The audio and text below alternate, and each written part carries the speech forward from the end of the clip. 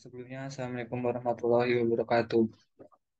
Perkenalkan nama saya Bubi Bagus Sampurno dari Teknik Pertanian 2021 dengan NPM 21140711057. Di sini saya akan mempresentasikan atau membahas sistem pelumasan pada mobil dan motor.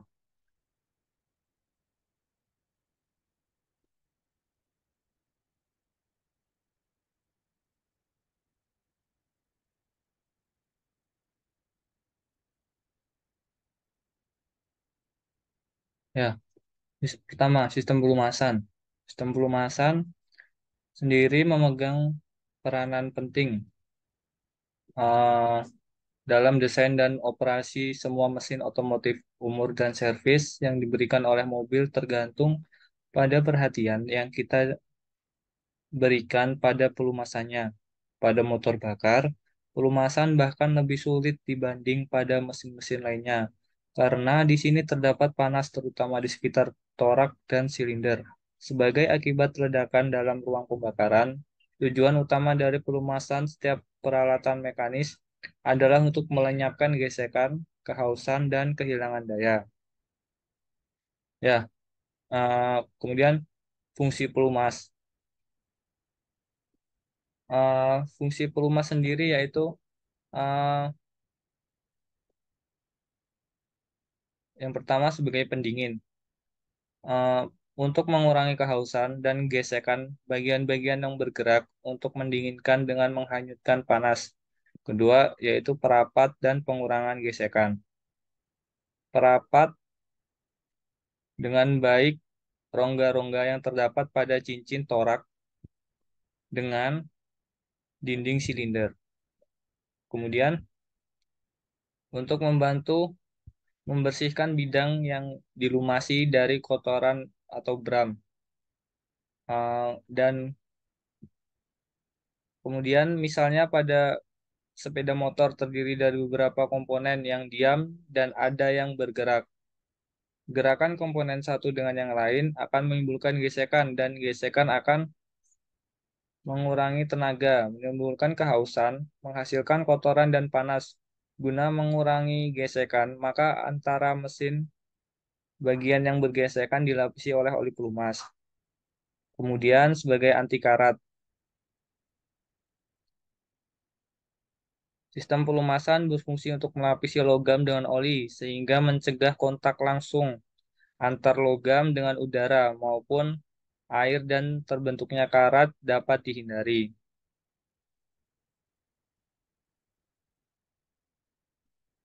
Kemudian macam-macam sistem pelumasan. Yang pertama yaitu jenis pelumasan campur. Um,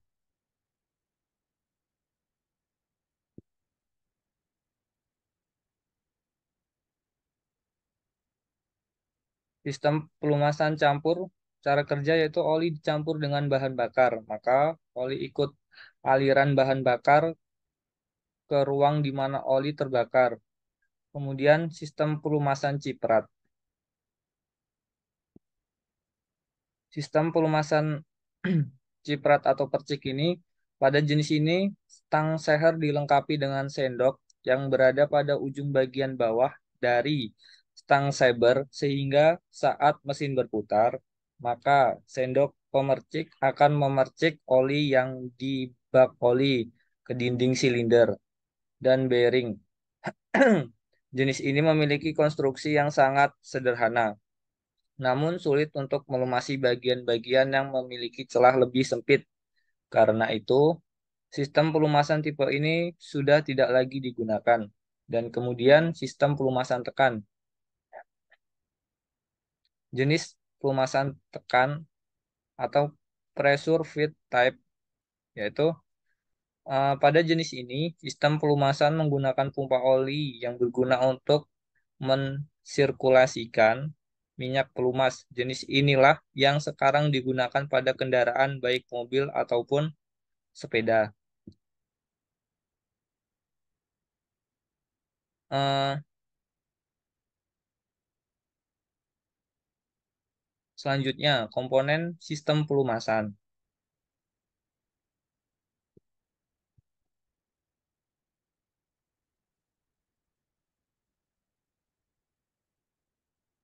Komponen-komponen sistem pelumasan ini ada 5, yaitu pertama, oil pressure switch, yaitu suatu komponen yang berfungsi sebagai switch yang mengaktifkan lampu peringatan bila tekanan oli tidak tercukupi pada saat mesin mobil dinyalakan.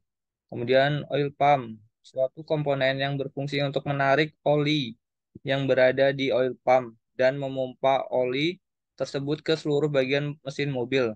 Kemudian relief valve, komponen ini bekerja untuk membebaskan tekanan pada saat oil pump mempunyai tekanan yang berlebihan.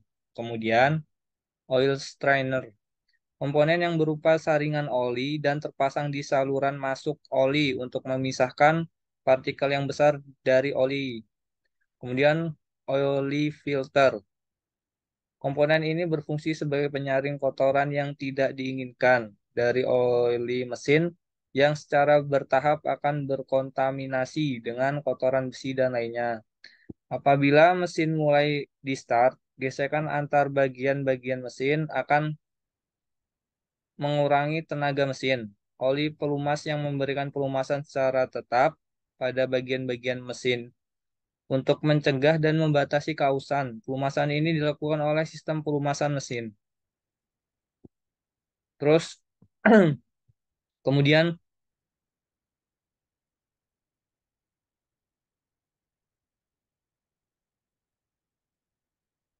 eh, di sini ada cara lain juga untuk pelumasan menggunakan pompa oli untuk menekan oli yang diinjeksikan.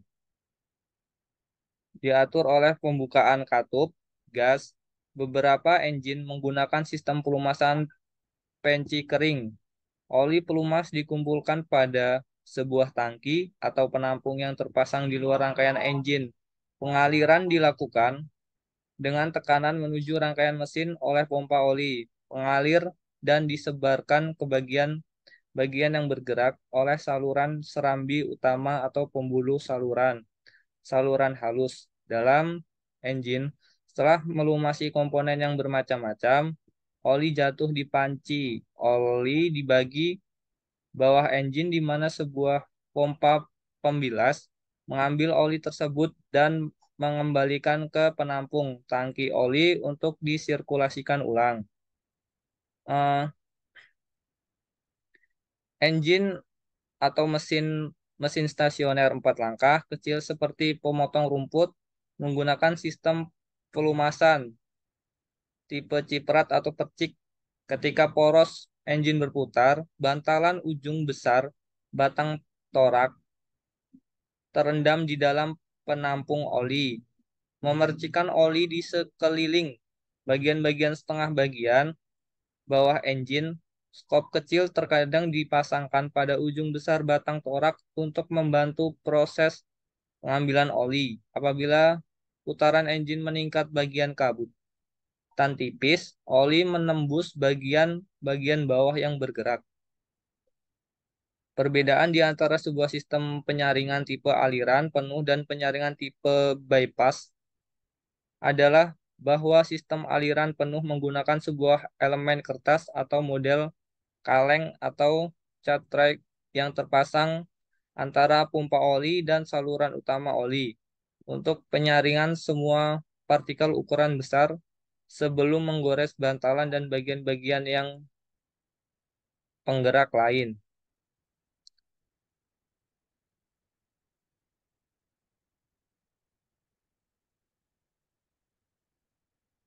Sementara sistem penyaringan tipe bypass menggunakan sebuah elemen saringan serupa terpasang pada sisi tekanan dari pompa dan oli yang disaring kembali ke panci oli. Sebuah pembatas dipasang sehingga kira-kira 10% dari oli yang dialirkan pompa tersaring.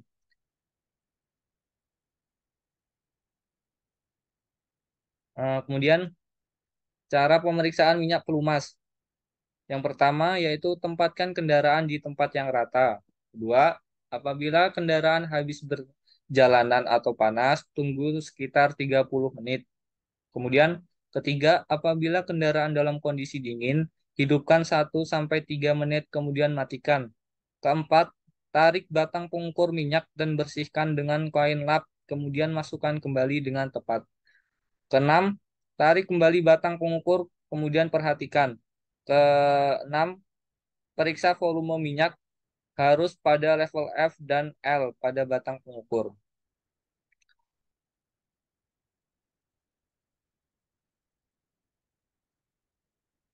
Ya, kemudian perubahan minyak mesin. Pertama, warna merah berarti minyak tercampur dengan bensin. Kedua, warna kelabu berarti bercampur serbuk bantalan. Ketiga, warna susu berarti bercampur dengan air. Keempat, warna coklat berarti bercampur dengan karbon. Minyak pelumas mesin bensin disarankan menggunakan minyak dengan tingkat kekentalan. Viskositas SAE 30 atau 20 W per 50 dengan api servis SE ke atas.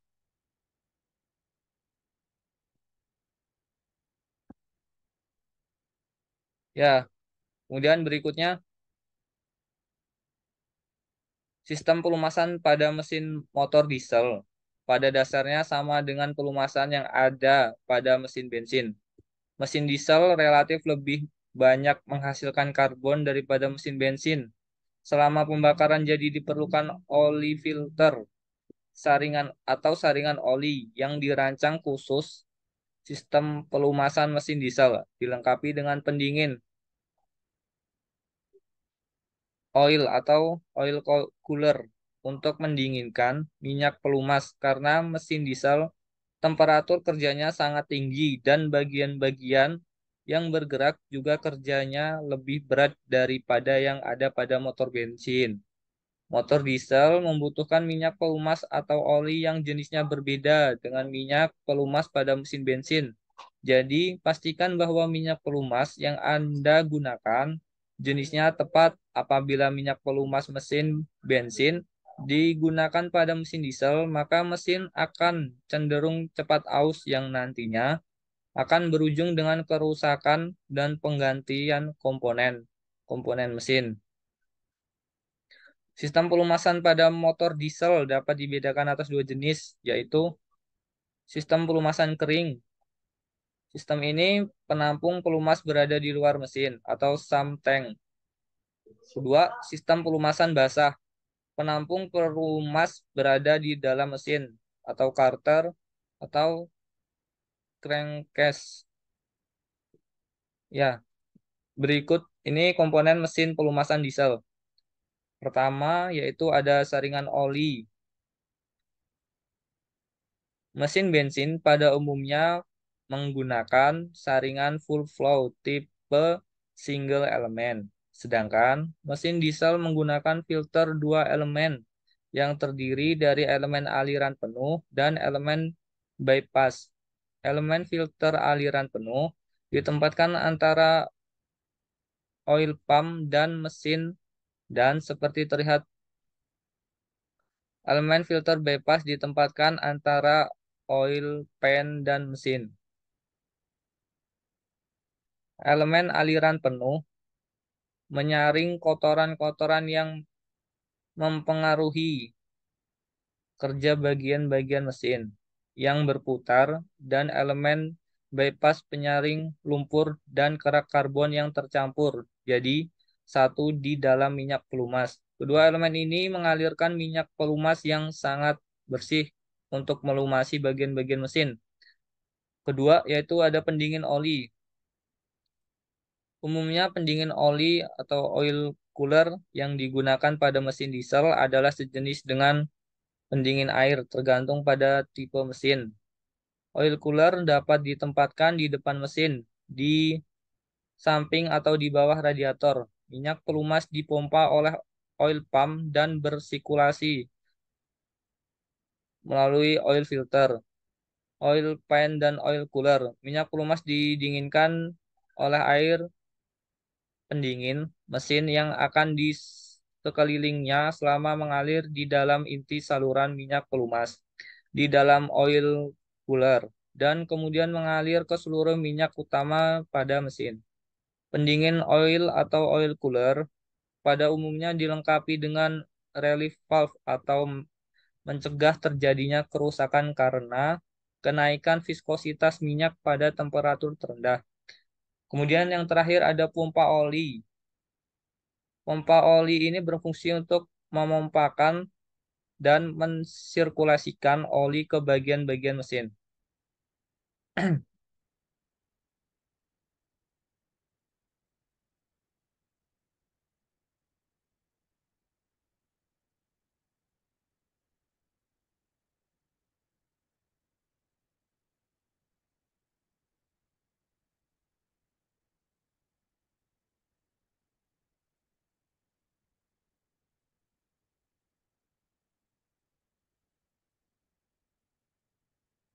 Ya,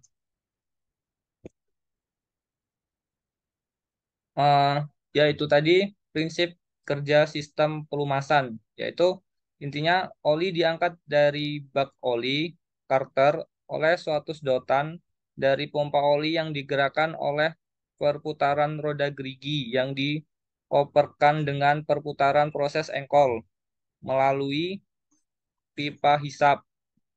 Eh, dari pompa oli disalurkan melalui pipa pembagi, kemudian dialirkan ke suatu media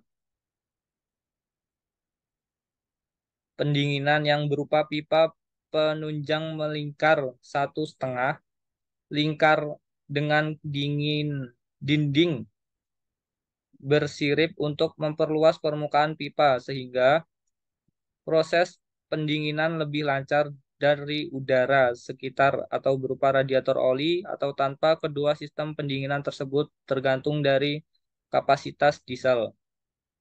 Ya, sekian penjelasan atau pemaparan dari saya. Jika ada salah kata, saya mohon maaf. Saya akhiri. Wassalamualaikum warahmatullahi wabarakatuh.